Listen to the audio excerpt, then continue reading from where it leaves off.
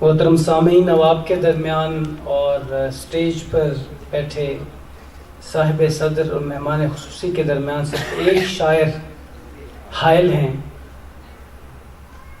میری مراد عدنان بشیر سے ہے کہ چونچ ٹوٹ نہ جائے اداس چڑیا کی، کہ چونچ ٹوٹ نہ جائے اداس چڑیا کی، ہم اپنے گھر میں لگے آئینے پلٹتے ہیں. عدنان بشیر.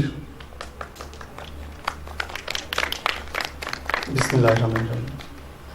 کہ سانپ راہ میں ہیں رینگتے پلٹتے ہیں، ہم ایک بہشت سے روتے ہوئے پلٹتے ہیں.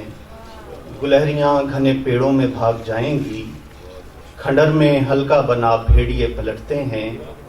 کہ چونچ ٹوٹ نہ جائے اداس چڑیا کی، ہم اپنے گھر میں لگے آئینے پلٹتے ہیں. کہ چونچ ٹوٹ نہ جائے اداس چڑیا کی، ہم اپنے گھر میں لگے آئینے پلٹتے ہیں.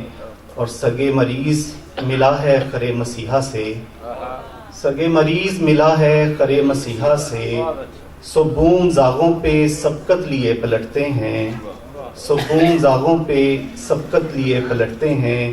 وہ گھر وہ لوگ وہ لمحے پلٹ نہیں سکتے، وہ گھر وہ لوگ وہ لمحے پلٹ نہیں سکتے. ہم اس گلی سے اسی راستے پلٹتے ہیں. بہت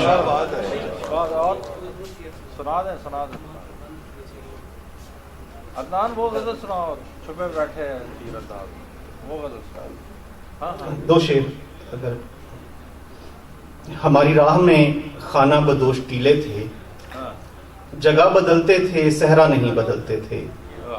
خدا کو باندھ کے رکھا ہوا تھا کمرے میں، خدا سنا ہے سنبھالے نہیں سنبھلتے تھے. بہت شکریہ.